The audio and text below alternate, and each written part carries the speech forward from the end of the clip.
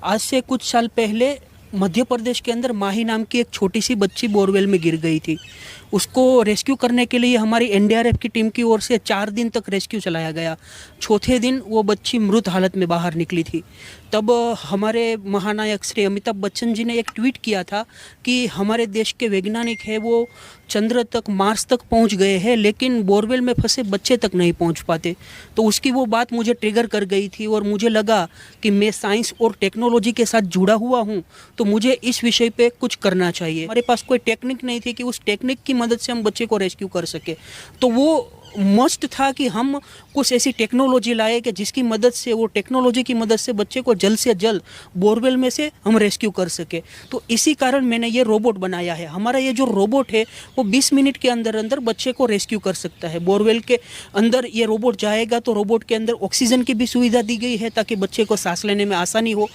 2 way communication, audio की भी system है। अगर बच्चा बात करने की हालत में है तो हम बच्चे के साथ बात कर सकते हैं और उसकी जो HD फुटेज है वो हम लाइव हमारे मोबाइल या फिर लैपटॉप में वायरलेसली देख सकते हैं। प्रोटोटाइप जो था वो मैंने एनडीआरएफ को दिखाया, तो एनडीआरएफ की ओर से मुझे कुछ सजेशन मिले कि हमें ऐसे ऐसे बोरवेल रेस्क्यू करने में प्रॉब्लम्स आते हैं, तो आप सुधार कीजिए, अपडेट कीजिए। तो मैंने इसके बाद 2 वर्जन बनाए और तीनों वर्जन को मिलाकर मुझे टोटली 17 लाख रुपये का खर्च अब तक आ गया है। तो बेंगलोर बेस्ड एक कंपनी थी ग्रिड रोब्स नाम की, तो उस कंपनी की ओर से मुझे 3 करोड़ का ऑफर दिया गया था कि आप अपना ये पेटेंट है हमें बेच दीजिए। लेकिन तब मैंने मना कर दिया था। मैंने सिर्फ भक्ति के लिए ही मैंने सोचा था, राष्ट्र के लिए ही सोचा था कि मुझे अपना इनोवेशन पूरा करके देश को समर्पित कर देना है। तो मैंने 2-2.5 साल मेहनत की और आखिर मुझे सफलता मिल गई। 3 जो बिल आए हैं उससे सब खुश है। तो यहाँ पर वो किसानों को क्या प्रॉब्लम है मुझे तो समझ में नहीं आता, क्योंकि अगर हम किसानी करेंगे, अपने बच्चे को पढ़ाएंगे, तभी हम आगे बढ़ पाएंगे। वैसे आंदोलन में बैठकर आगे बढ़ना मुझे नहीं लगता कि सही है। तो अगर युवा अपना जो गोल है वो किसी और दिशा में आगे लेकर जाए तो देश को बहुत ज़्यादा उपयोगी हो सकते हैं। तो मेरा ऐसा मानना है कि युवा जिस भी क्षेत्र के अंदर हो, क्योंकि वो वहाँ पर आंदोलन पे जो भी युवा होंगे वो अलग अलग क्षेत्र से आए होंगे। कोई साइंस बैकग्राउंड से होगा, कोई अलग अलग बैकग्राउंड से, कोई बिजनेस से होगा। तो वो अपने अपने जो क्षेत्र है उसके अंदर अपना बेस्ट दे तो हम देश के लिए कुछ अच्छा कर सकते हैं। किसानों को खास करके अपने जो गाँव है, अपना जो शहर है, अपना जो विस्तार है वो विस्तार की खेती करके सबको एक साथ मिलकर खेतियाँ करके आगे बढ़ेंगे तो मेरे ख्याल से गवर्नमेंट की ज़रूरत भी नहीं है किसान को कि गवर्नमेंट कोई नियम लाए, कोई बिल लाए, तो उसका अगर वो इम्प्लीमेंट करेंगे तो उसको फ़ायदा होगा या फिर नुकसान होगा। हैंड्स के अंदर वायरलेस सेंसर लगे हुए हैं कि बच्चे को जो प्रेशर है वो प्रेशर बच्चा कितनी उम्र का है उसके हिसाब से उसको प्रेशर देगा, ताकि ज़्यादा प्रेशर से बच्चे को कुछ दिक्कत ना हो। लेकिन मैं ये मानता हूँ कि हमारे ऋषि मुनि साइंस टेक्नोलॉजी में आगे थे, तो मैंने उसको समर्पित करने के लिए सप्तर्षि रोबोट का नाम रखा है। नमस्कार, आप देख रहे हैं ओ न्यूज़ हिंदी और मैं हूँ आपके साथ आयुषी श्रीवास्तव। आज से करीब 13 साल पहले प्रिंस नाम के एक बच्चा जो बोरवेल में गिर गया था, उसे 48 घंटे की मशक्कत के बाद बाहर निकाला गया था। बचाव दल के पसीने छूट गए थे और ये सब इस वजह से हुआ था क्योंकि टेक्नोलॉजी की कहीं ना कहीं कमी देखी गई। आज 13 साल बीतने के बाद भी कई ऐसी घटनाएं सामने आ जाती हैं जहां बोरवेल में फंसे बच्चों को या तो निकाल लिया जाता है 48 घंटे की मशक्कत के बाद, या फिर वो बोरवेल में ही दम तोड़ देते हैं। कई साइंटिस्ट ने, कई लोगों ने इन पर रिसर्च भी की, लेकिन सब के सब नाकामयाब साबित हुए। लेकिन अब ये चमत्कार एक किसान के बेटे ने कर दिखाया है। जी हाँ, आपको बता दें, गुजरात के रहने वाले महेश एक ऐसी मशीन बनाई है जिससे बोरवेल में फंसे बच्चों को करीब 20 मिनट में बाहर निकाला जा सकता है। हैरान हो गए ना आप? हम भी ऐसे हैरान हुए थे। लेकिन आप सोचिए कि जो 48 घंटे में बच्चे बाहर निकलते थे, अब उन्हें सिर्फ 20 मिनट में बाहर निकाला जा सकता है, उनकी जान बचाई जा सकती है। आइए आपको किसान के उस बेटे से मिलाते हैं जिन्होंने ये मशीन का आविष्कार किया है। चलिए, जिनकी हम बात कर रहे थे वो शख्स हमारे साथ मौजूद हैं। हमसे हम बातचीत करेंगे और ये जानने की कोशिश करेंगे कि आखिर उन्होंने ये मशीन कैसे बनाई, किस तरीके से बनाई, क्या मकसद है इसके पीछे। सर, बहुत बहुत शुक्रिया हमारे चैनल के साथ जुड़ने के लिए। सर, जब हमने ये जाना, जब हमने ये सुना, बहुत क्यूरोसिटी थी, बहुत उत्सुकता थी ये जानने की कि ये मशीन कैसे, जहाँ 48 घंटे लगते हैं वहाँ 20 मिनट में एक बच्चे को बोरवेल से बाहर निकाला जाएगा। सबसे पहले आप अपने बारे में बताइए और फिर बताइए किस तरीके से आपने ये इनोवेशन किया। सबसे पहले मेरे बारे में बताऊँ तो मैं गुजरात का अमरेली शहर में रहने वाला हूँ। अमरेली शहर का राजूला छोटा सा शहर, वहाँ का रहने वाला हूँ। एक किसान हूँ, पापा किसानी करते हैं और पेशे से मैं एक इंजीनियर हूँ। आज से कुछ साल पहले मध्य प्रदेश के अंदर माही नाम की एक छोटी सी बच्ची बोरवेल में गिर गई थी। उसको रेस्क्यू करने के लिए हमारी एनडीआरएफ की टीम की ओर से 4 दिन तक रेस्क्यू चलाया गया। चौथे दिन वो बच्ची मृत हालत में बाहर निकली थी। तब हमारे महानायक श्री अमिताभ बच्चन जी ने एक ट्वीट किया था कि हमारे देश के वैज्ञानिक हैं वो चंद्र तक, मार्स तक पहुंच गए हैं, लेकिन बोरवेल में फंसे बच्चे तक नहीं पहुंच पाते। तो उसकी वो बात मुझे ट्रिगर कर गई थी और मुझे लगा कि मैं साइंस और टेक्नोलॉजी के साथ जुड़ा हुआ हूं, तो मुझे इस विषय पे कुछ करना चाहिए। तो उसके बाद मैंने एक आइडिया के ऊपर काम चालू कर दिया था और थियरी के बाद 2019 में मैंने एक इनोवेशन के ऊपर काम चालू किया, जो है बोरवेल रेस्क्यू रोबोट।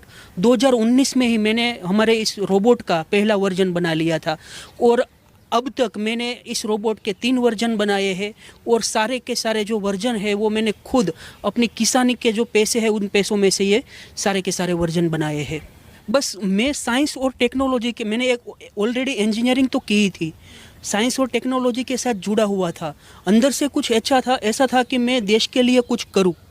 मैं जवान तो नहीं हूं कि बॉर्डर पे जाकर देश के लिए लड़ सकूं, तो मैंने सोचा कि मैं कुछ ऐसा इनोवेशन करूं जो हर साल 50 के आसपास जो बच्चे हैं वो बोरवेल में गिरकर मर जाते हैं, तो उसको रेस्क्यू कर सकूं।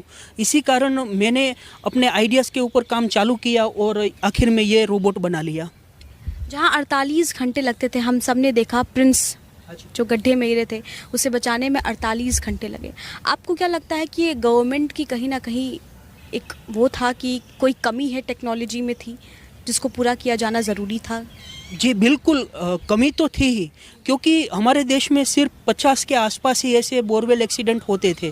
तो मुझे लगता है कि किसी को ऐसी नीड नहीं लगी कि हमें ऐसा कुछ करना चाहिए, क्योंकि जब भी कोई बोरवेल एक्सीडेंट होते थे तो हमारे एनडीआरएफ की ओर से 3 से 4 दिन तक का रेस्क्यू ऑपरेशन चलाया जाता था। हमारे पास कोई टेक्निक नहीं थी कि उस टेक्निक की मदद से हम बच्चे को रेस्क्यू कर सके।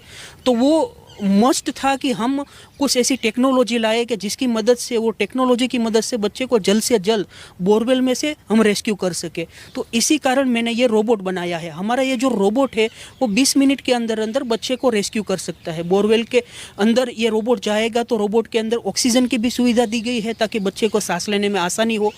2 वे कम्युनिकेशन, ऑडियो की भी सिस्टम है। अगर बच्चा बात करने की हालत में है तो हम बच्चे के साथ बात कर सकते हैं और उसकी जो HD फुटेज है वो हम लाइव हमारे मोबाइल या फिर लैपटॉप में वायरलेसली देख सकते हैं।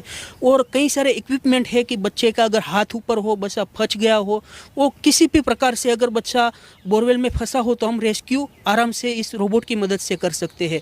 और रोबोट के अंदर आर्टिफिशियल इंटेलिजेंस दिया गया है, तो रोबोट खुद ही निर्णय लेगा कि मुझे किस इक्विपमेंट का यूज़ करना है इस बच्चे को रेस्क्यू करने के लिए।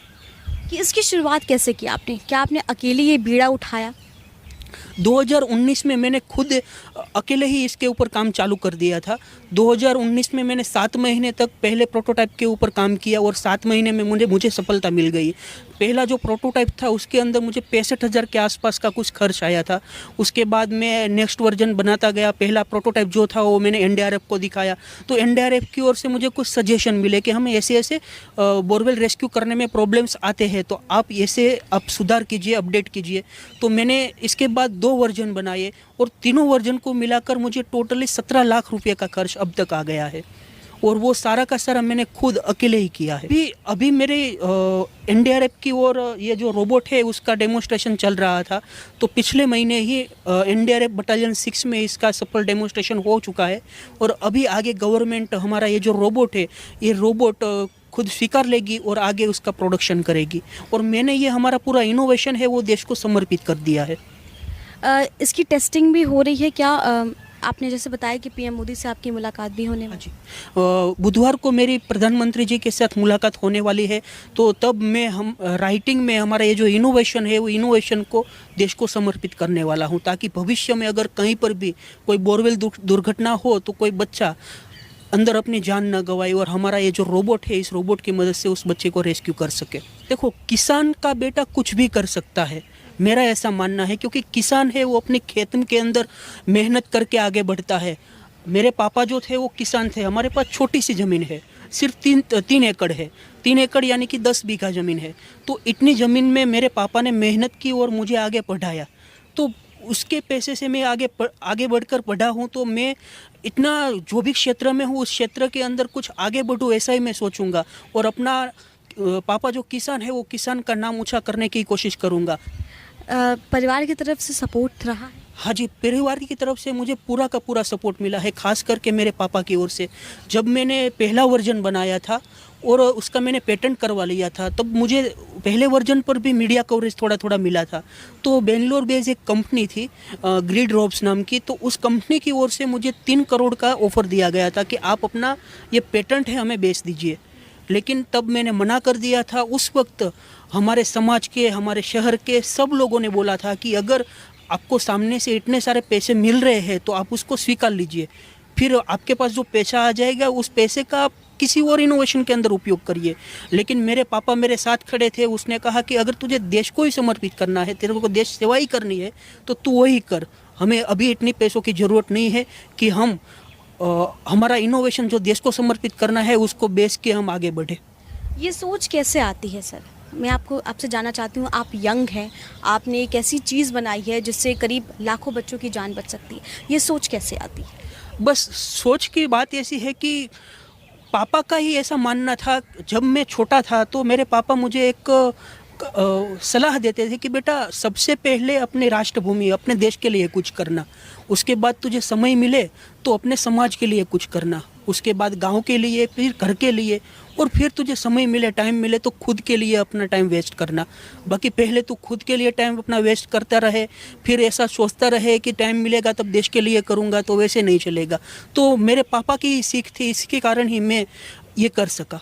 अगर कोई अगर मैं इसके अंदर कोई बिजनेस का माइंड लेकर ये इनोवेशन करने की कोशिश करूँगा तो शायद मैं भी नहीं बना पाता, क्योंकि हमारे देश में इतने ज़्यादा बोरवेल एक्सीडेंट नहीं होते, 50-60 के आसपास होते हैं, और हर साल हर राज्य में बोरवेल एक्सीडेंट नहीं होते।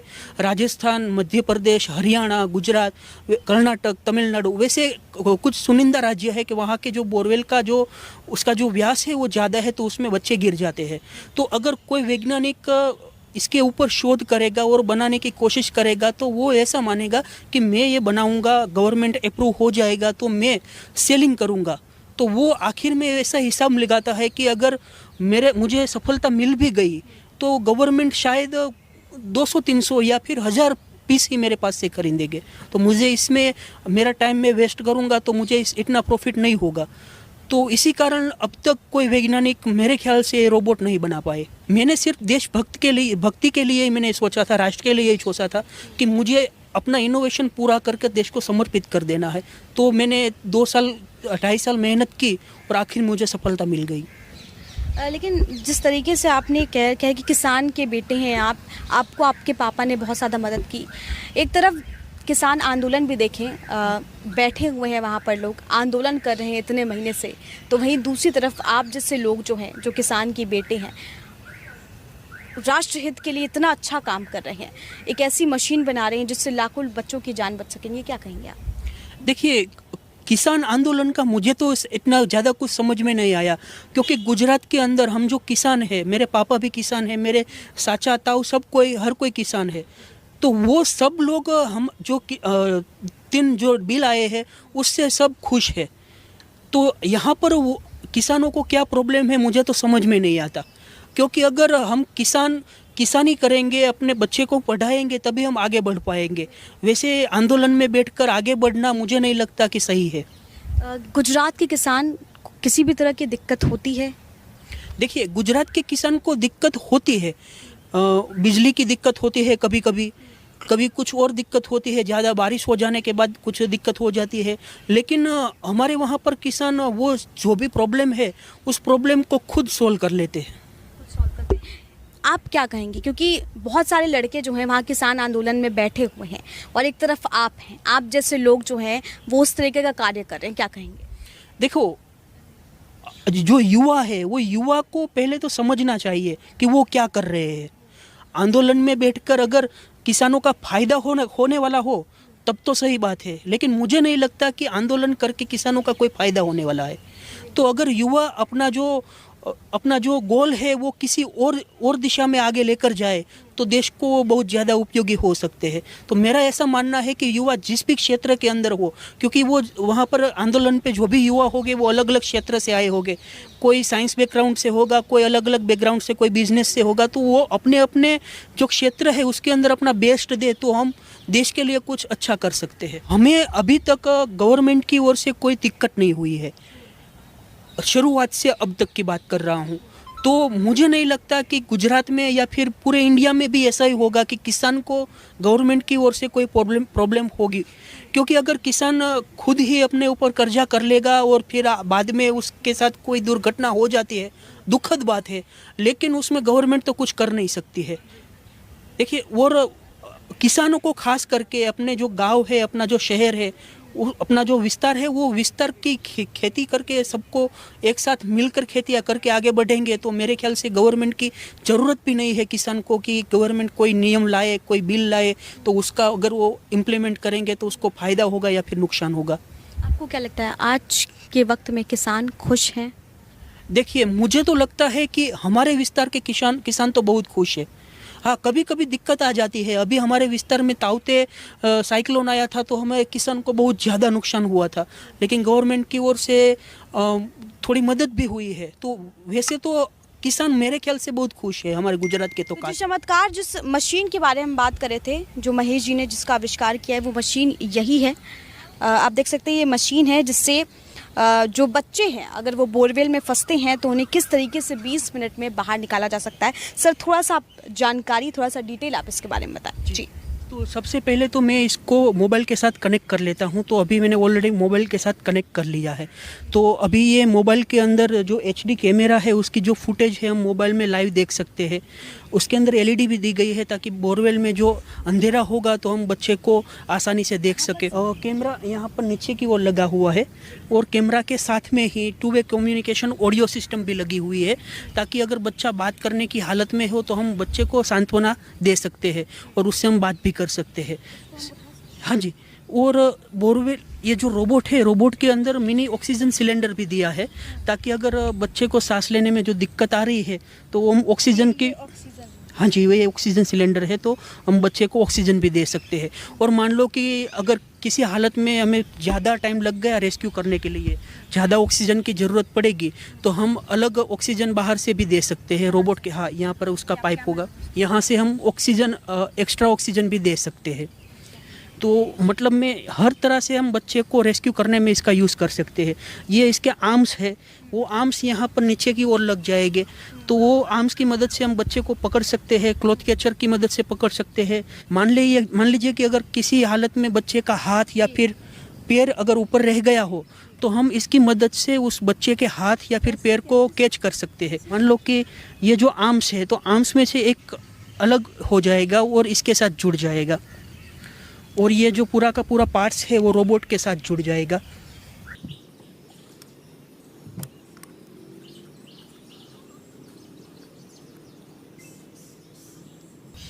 और हम ये जो पूरा का पूरा है वो बोरवेल के अंदर जाएगा। तो अभी हम ये जो क्लो है वो क्लो को हम मोबाइल की मदद से पूरा का पूरा कंट्रोल कर सकते हैं।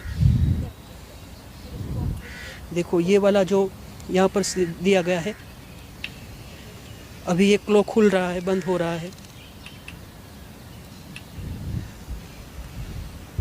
ये मोबाइल की मदद से ये निकल सकता है। हाँ जी, देख सकते हैं किस तरीके से मोबाइल की मदद से, कैमरे से उस बच्चा अगर बोरवेल में फंसा है तो उस पर निगरानी भी रखी जा सकती है और उसे किस तरीके से निकाला भी जा सकता है ये मोबाइल से। और ये जो हैंड्स है वो हैंड्स पे लग जाते हैं साथ में, और हैंड्स के अंदर वायरलेस सेंसर लगे हुए हैं कि बच्चे को जो प्रेशर है वो प्रेशर बच्चा कितनी उम्र का है उसके हिसाब से उसको प्रेशर देगा ताकि ज़्यादा प्रेशर से बच्चे को कुछ दिक्कत ना हो, और कम प्रेशर होगा तो अगर बाहर निकलने की कोशिश करेंगे तो बच्चा गिर जाएगा।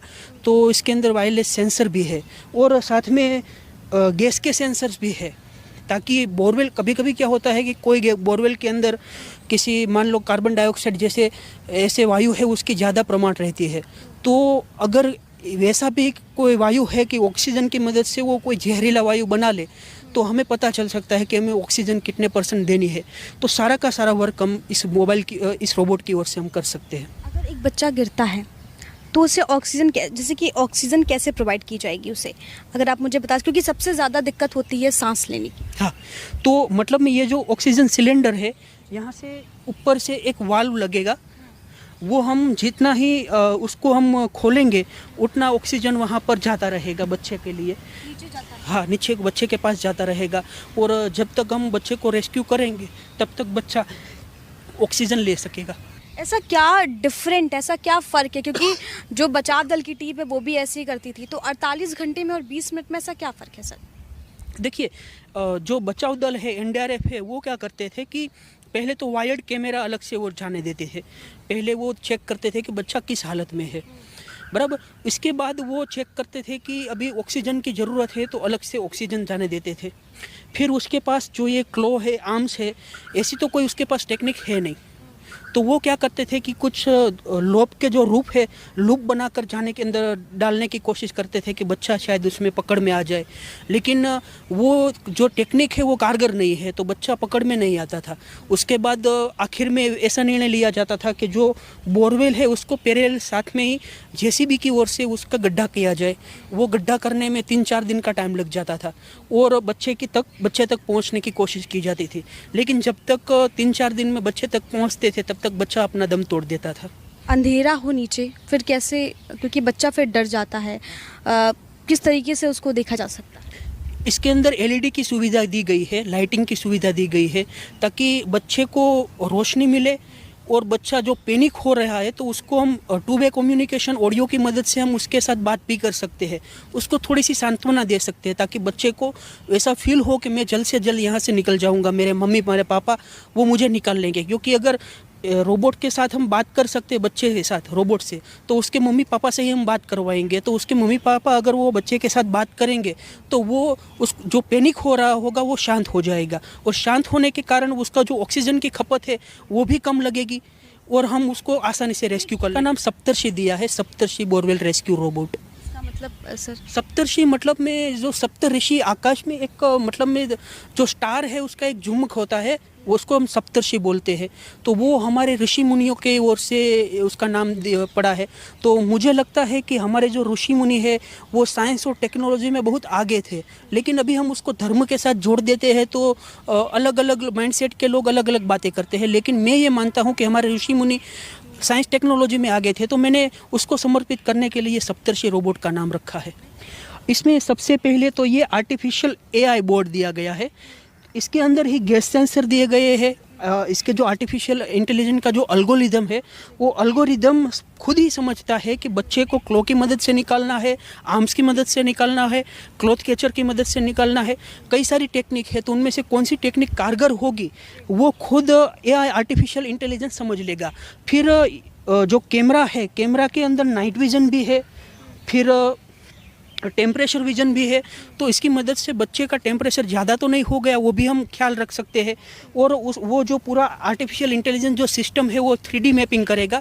3D मैपिंग के बाद वो समझ लेगा कि बच्चे की हाइट कितनी होगी और उतनी अंदाजित जो उसका वेट होगा, वजन होगा, वो कितना होगा। तो उसी हिसाब से पूरा का पूरा जो एल्गोरिदम है वो काम करेगा और बच्चे को रेस्क्यू करेगा। गवर्नमेंट ने या पीएम मोदी ने इस काम को सराहा है, आपको क्या?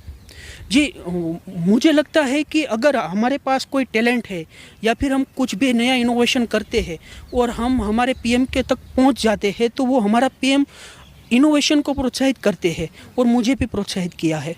पीएम मोदी के साथ आपकी मीटिंग भी होने वाली है, उसमें क्या आप अपनी बातें रखेंगे? जी, सबसे पहले तो मैं अपना जो इनोवेशन है उसको राइटिंग के अंदर देश को समर्पित करूंगा। उसके बाद प्रधानमंत्री के साथ मैं मेरे अन्य इनोवेशन के ऊपर भी बात करूंगा।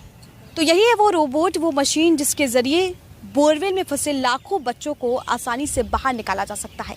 महेश जी का ये आविष्कार कहीं ना कहीं राष्ट्र हित में है और देश को पूरी तरीके से समर्पित है। आपको बता दें, ये रोबोट, ये मशीन पूरी तरीके से टेस्टिंग से पास हो चुकी है, जिसके बाद अब महेश जी की पीएम मोदी के साथ मीटिंग है और इसका प्रोडक्शन होना भी सिर्फ बाकी है। तो ये बहुत बड़ा कार्य है, ये बहुत बड़ी सफलता है महेश जी के लिए और तमाम लोगों के लिए, गवर्नमेंट के लिए और इस पूरे देश के लिए, कि आसानी से करीब 20 मिनट में इस मशीन के जरिए एक बच्चे को बोरवेल से बाहर निकाला जाए। कैमरा पर्सन गुरप्रीत के साथ आयुषी श्रीवास्तव, ओ न्यूज़ हिंदी। जय हिंद।